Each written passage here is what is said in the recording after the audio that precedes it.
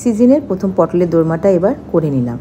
পটল ভালো করে পরিষ্কার করে কেটে এভাবে ছুলে নিয়ে ভেতরের সব বিচি বের করে নিয়ে কড়াইতে নুন হলুদ দিয়ে ভেজে তুলে নিলাম। কিছু সয়াবিন সেদ্ধ করে নিয়ে ছোটো ছোটো করে টুকরো করে কেটে নিয়েছি। একটা আলু ছোটো করে কেটে নিয়েছি, কাজু কিশমিশ কেটে নিয়েছি, আর ছানা জল ঝরিয়ে রেখেছি। কড়াইতে সরষের তেল গরম করে নিয়ে 1 মুঠো আলু, 1 মুঠো কুমড়ো, 1 মুঠো পেঁয়াজ কুচি দিয়ে নাড়াচাড়া করে নিয়ে তার মধ্যে সয়াবিন কুচি, কাজু কিশমিশ কুচি আর যে ছানাটা ছিল সেটা দিয়ে এবার আমি এর মধ্যে নুন আর হলুদ, স্বাদ মতো নুন আর অল্প একটু হলুদ দিয়ে নাড়াচাড়া করে নেব। দিয়ে এবার এটাকে একটু ভাজা ভাজা করার জন্য রাখবো কড়াইয়ের মধ্যে। দিয়ে অল্প করে জল দিয়ে দেব।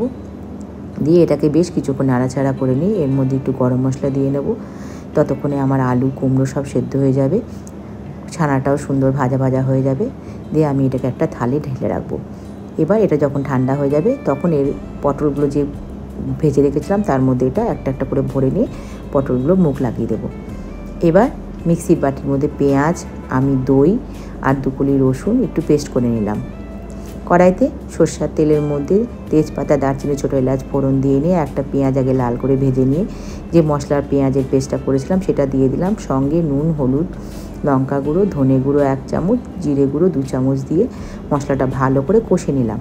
কষে এলে পরে যে পুরটা ছিল বাকি সেটাও আমি দিয়ে আবার কষিয়ে নিয়ে জল দিয়ে দিলাম, অতি অবশ্যই গরম জল দিয়ে পটলগুলো ছেড়ে দিয়ে আঁচ কমিয়ে রাখবো যাতে পটলটা সব মজে যায়। এবার ঢাকা তুলে ঘি গরম মশলা দিয়ে সার্ভ করলেই রেডি হয়ে যাবে আমার পটলের দোরমা।